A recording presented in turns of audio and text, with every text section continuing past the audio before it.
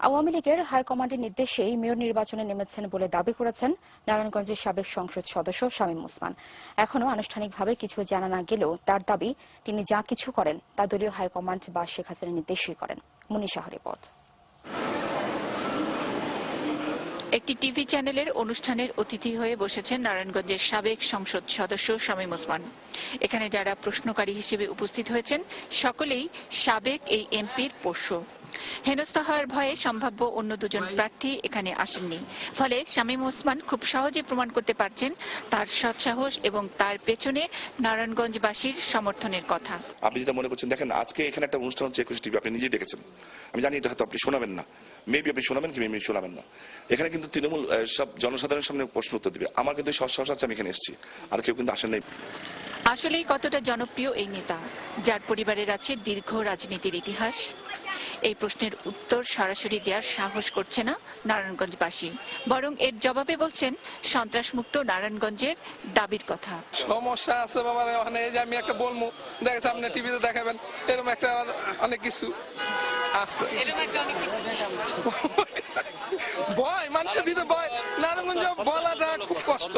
গত এক সপ্তাহের ব্যবধানে নারায়ণগঞ্জে 4-5টা মার্ডার হয়েছে। আমার ক্যামেরার সামনে কথা বলছেন, আপনার অসুবিধা হবে না? জি না, কোনো অসুবিধা, আমি এগুলার করি না। জি না, কিসের ভয়? সত্য কথা বললাম। সাধারণ মানুষ যারা, তাদের ভয়টা কম। নারায়ণগঞ্জে যাকেই জিজ্ঞেস করি তারাই সন্ত্রাসমুক্ত এই ধরনের কথা বলছে। এটা কেন বলছে? আপনি একজন শিক্ষক মানুষ, কেন মানে অন্য জায়গায় গেলে কিন্তু এই কথাটা বলে না? দেখা গেছে যে আমাদের এই নারায়ণগঞ্জে নিজের ভোট নিজে দিতে পারি না। নারায়ণগঞ্জে দেখা গেছে অতীতের ইলেকশনে দেখা গেছে যে আমরা নিজেদের ভোট নিজে দিতে পারি না। ক্যামেরার সামনে না বললেও সাধারণ মানুষের কৌতূহল, সত্যিই কি ক্ষণে ক্ষণে প্রধানমন্ত্রী শামীম ওসমানকে ফোন করেন?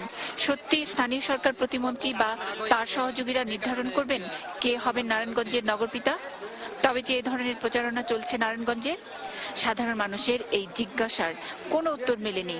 তবে সাবেক এই এমপি জোর গলায় বরাবরই বলেন, ভালো মন্দ সব কাজই হাই কমান্ডের নির্দেশে করেন তিনি। অফিসিয়ালি কোনো এখনো গ্রিন সিগন্যাল পাননি, মানে আমরা জানি না আর কি। হ্যাঁ, আমরা জানি না, আপনি হয়তো ব্যাকডোরে পেলেও পেতে পারেন, প্রকাশ্যে আমরা জানি না। কিন্তু আপনি জনসভা করছেন, এটা কি আপনি ব্যক্তি হিসাবে করছেন? ব্যক্তি হিসাবে যদি আপনি করতে পারেন, কেন আমি করতে পারি না?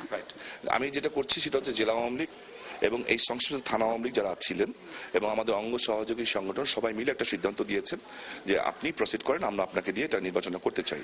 শ্যাম ভাই, যেটা বললেন যে আসলে সিদ্ধান্ত নেওয়ার হলো নেত্রী সিদ্ধান্ত নেবেন, যে দল এবং নেত্রী, মানে দল আর নেত্রীকে দুইটা আলাদা করছেন নাকি? যে মানে নেত্রী একরকম সিদ্ধান্ত নিলে দল আর একরকম সিদ্ধান্ত নিতে পারে, এরকম কি হওয়া সম্ভব?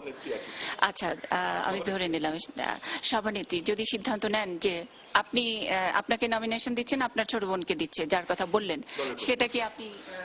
নেত্রী যাকে সিদ্ধান্ত দেবেন, যেটা বলবেন, আমার দল যেটা বলবে সেটাই আমি মানতে বাধ্য। নেতা কখনো পালায় না। আমি একটু বলি আপনাকে, বিভিন্ন পৃথিবীর বহু বড় বড় মানুষদিন থেকে আরম্ভ করে লেনিন থেকে আরম্ভ করে সবাই করেছেন। এমনকি আমাদের রাসূলুল্লাহ সাল্লাল্লাহু আলাইহি ওয়াসাল্লামও কিন্তু মক্কা থেকে মদিনায় চলে গেছিলেন।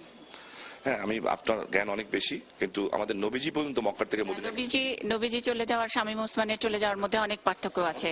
নবীজি তো নবীজি হিসেবে গিয়েছেন, হ্যাঁ, আর আপনি গডফাদার, আর আপনি আপনার বিরুদ্ধে মামলা, এবং আপনি মানে আওয়ামী লীগের কলঙ্ক হিসেবে আপনাকে ওইভাবে তখন দেখা হচ্ছিল, অনেকটা গা বাঁচানোর জন্য।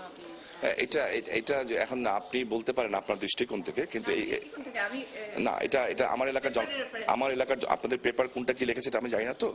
তো যদি ওইভাবেই হতো, তাহলে আমি যখন দেশে ফিরলাম 6 বছর পরে, নারায়ণগঞ্জ ইতিহাসের সবচেয়ে বড় সমাবেশ হতো না। বলছি যে অ্যালিগেশনটা আসলে জনগণের, মানে আমার একটা কি বলবো বদনাম আছে, মানে আপনারা অনেকেই পছন্দ করেন না যে আমি সবসময় উল্টাপাল্টা কথা জিজ্ঞেস, সেরকমই একটা উল্টাপাল্টা, মানে যদি হয় কিন্তু দিয়েই বলছি যে আপনি মনোনয়ন পেলেন, আপনি নির্বাচিত হলেন সিটি কর্পোরেশনের মেয়র, তারপরে ধরলাম যদি জোট সরকার আবার ক্ষমতায় আসে, তখন কি আপনি নারায়ণগঞ্জে থাকতে পারবেন নাকি আবার পালায় যেতে হবে? দেখেন, আমি আবারও বলছি, যেই কয়বার আমি, তখন তো আপনার থাকতেই হবে, কারণ এখন নির্বাচন হলে যে এই 5 বছর আরো 3-4 বছর আপনি পেয়ে যাবেন পরবর্তী সরকারের মতো উত্তর দিচ্ছি যে আমার যে বিশ্বাস, এই সরকার যেভাবে কাজ করছে অন্য সরকার ক্ষমতা আসবে না, এটা হলো এক। আর দ্বিতীয়, কনফিডেন্সের কারণে এরকম মরিয়া হয়ে বসছেন। কনফিডেন্সের কারণে মরি হচ্ছে না, সেইভাবেই এলাকাটাকে গড়ে তুলতে চাচ্ছি। 2 নম্বর যেটা হচ্ছে, যতবারই আমি চলে গেছি, আমি কিন্তু আমার পার্টির একদম সর্বোচ্চ হাইকমান্ডের নির্দেশ ছাড়া যাইনি। আর এই 2001-এ আমি গেছি, এবার কিন্তু আমাদের বহু বড় নেতারা সবাই দেশ ছেড়ে চলে গেছেন। হাইকমান্ড মানে কি শেখ হাসিনা আপনাকে চলে যেতে বলেছেন নাকি? আমি শেখ হাসিনাকে শুধু হাইকমান্ড বলা যায় না, আমার নেত্রী ছাড়াও তো আছেন, নেত্রীকেও ধরতে পারেন আপনি। যেটাই হোক, এটা আমার রাজনৈতিক কৌশল। তো ডাকছে। জি, thank you. Munni Saha, ATN news, Narayanganj.